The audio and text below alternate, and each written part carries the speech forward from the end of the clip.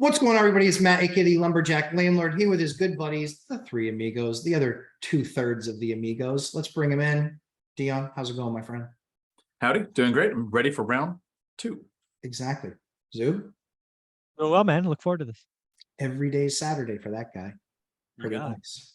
So, guys, what we wanted to talk about today was something I know only a little bit about because I'm only partially free. That's theoretical.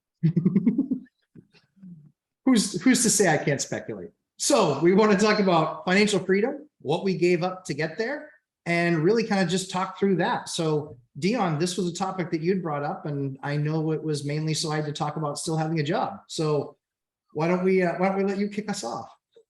Well, I think you made some of the same sacrifices that Mike and I did to get to financially free, because you are financially free. You can choose to work, you can choose not to work. That's true. The second side of the coin is, what do you give up after you retire? So, I mean, there are some reasons you're still working. So I think most of us understand we give up expensive things. We don't start with the big house. We don't start with the big cars. We don't have the vacations for those first 5 years. We've talked the first 5 years are very different than the second 5 years. Sure. Rule number 7, from one rental at a time. I think that's one of the harder things for us to accept. And it's not that you give up the people, but you need to kind of compartmentalize and just know that there are some people in your life that you can't talk finances with. Yeah. And that was a hard lesson for me to learn. I still have people, still, even though I've retired, made work completely optional, been retired for several months now, can't talk about finances because everything I do in their mind is wrong. So that's just a subject we don't bring up. We talk about time freedom. We want financial freedom to have time freedom. You're going to give that up for the first few years. It's going to be, how do you increase your income? Is it overtime? Is it side hustle? It's almost like if you focus on making money to put your money to work, that becomes the goal. That's one of the harder things to give up once you retire. That was a journey. Right? They always say retirement is a journey, not a destination. Well, what happens when you actually reach the destination? So what have you given up, Mike? Well, I think you've hit the first two, but the third one I'll bring up was important for me. So the first one obviously is you don't get on this journey unless you're going to sacrifice, live below your means, needs versus wants, all the things that we've hit. Nobody's going to do this journey unless they make those choices. And I would argue the more sacrifice you make the first 5 years, the faster the journey is. And Olivia and I went from spending 100% to 50% of our income, our take-home income, over about 3 years or so. So, you know, we marched our way down over time. Second, friends and family, absolutely right. Our circle of influence or sphere of influence changed drastically once we got on this journey and started, because it's not only exhaustion from people not getting it that are around you, but also that there are hard days, and you want to be around people that go through it with you. And yeah, that hurts, but you got this, keep going, right? We've been doing this 22 years. We've had plenty of ups and downs, plenty of mistakes. And, you know, having a peer, you know, like the two of you to just commiserate with is helpful. Just sometimes you just got to get it off your chest, and then you pick it up and you keep going. The biggest thing for me and why every day is Saturday is a statement that feels something to me. Because the last 10 years, maybe 12 years of my career, I traveled on Sunday, and I would never not come home Friday. So for most of my, the last 10 years, the only day I had was Saturday. And as we were building this journey, that usually meant, somewhere between 5 and 8 hours in the car. So I was giving up the one day, right? In a month, let's just say there's 4 Saturdays. I would give up at least 2 and sometimes 3 to a drive to Fresno to look at another property or do this or do that.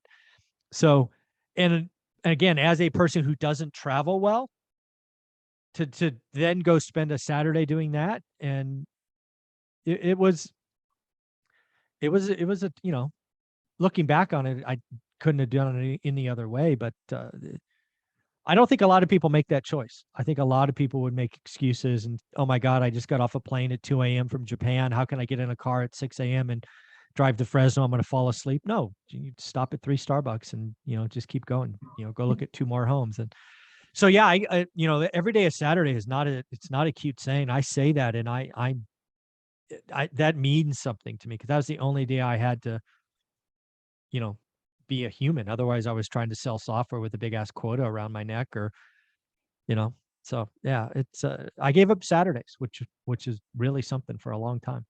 Yeah, yeah, that's for sure. I mean, and that's the thing is it's, the first 5 to 7 years, even 10 years, I received my own fair share of mocking from family, from friends of, oh, you're leaving this, or oh, you can't do that, or oh, this, that, and the other. And, hitting year 15 started to feel pretty good. Hitting year 20, it feels real nice because Real nice. I get to do whatever I want. In fact, usually depending on who's calling me, I might answer the phone. What's up, worker drone? Oh, is that how we should address you now? That's What's what up, you worker can drone? absolutely. That's how I mock people. I'm like, what's up, worker drone?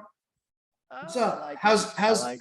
how's it staring in the path of 15 more years of this on a daily basis? Yuck. So that's the way that I look at it. Was I didn't look ever as how I was spending my time. I looked at how I was investing my time. My time in my 20s was invested.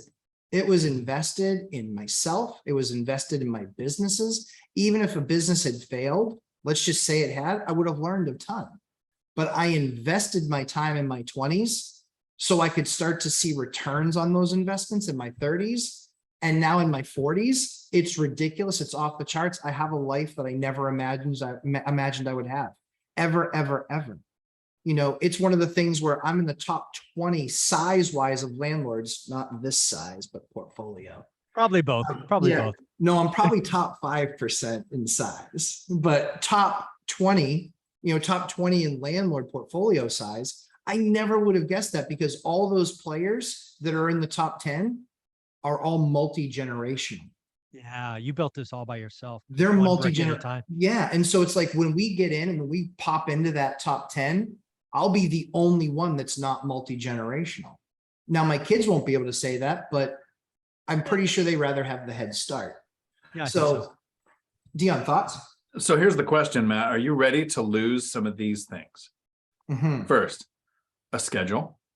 Yes. Okay, so you're ready to lose a schedule. Now that sounds like it's an easy no-brainer. I don't want a schedule. It would be great.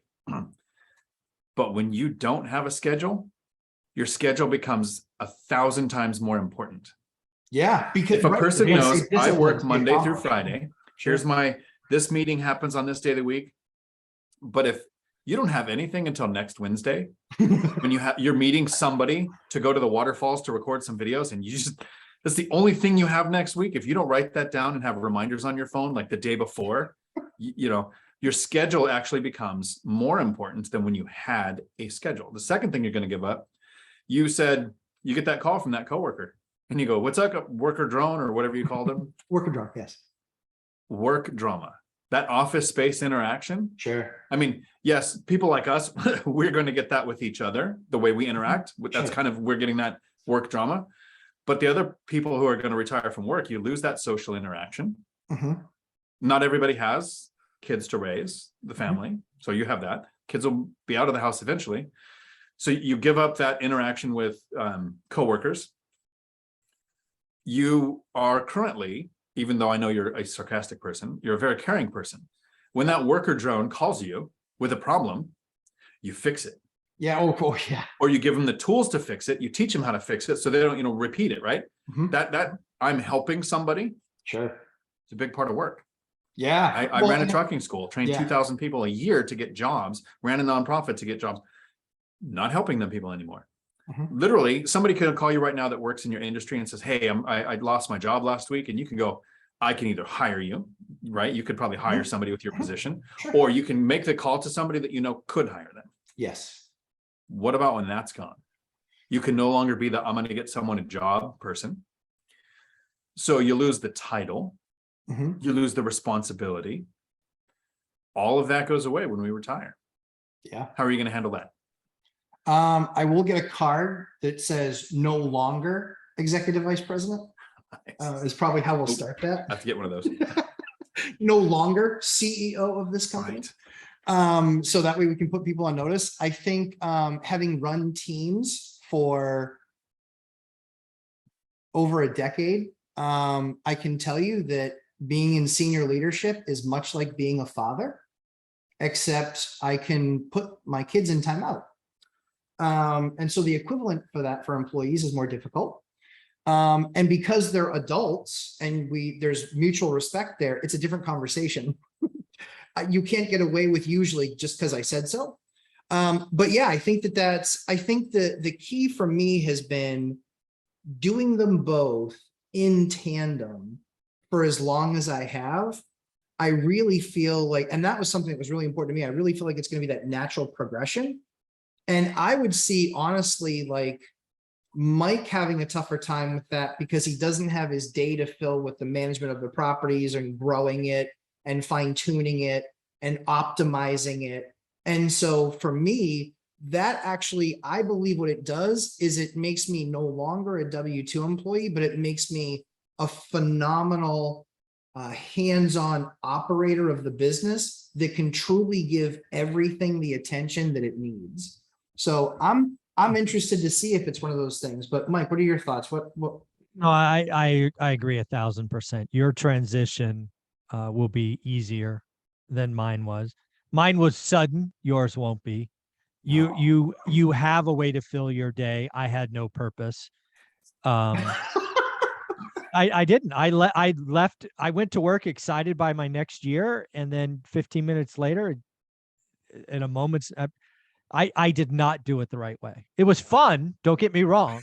It was fun, but I did it the wrong way. It could have been really bad. But yeah, I think you're going to have an easier transition, but you'll be shocked. I think you'll be shocked at how much of your ego is wrapped in your day job. I was surprised by that. Right. Interesting. I did lose purpose, right? Being a second line, $1 billion quota carrier, moving the needle for an organization is it's addictive. I was just going to say, losing that. I was just going to say, I think that's exactly the right word. I think the word that you chose is because to get to those spots in our careers, you have to be addicted to success. It's not about the money. It's really about the winning. You get addicted to winning. You get addicted to your decisions being what makes the company win. That's what makes you better than the next guy. And I think that's really the key.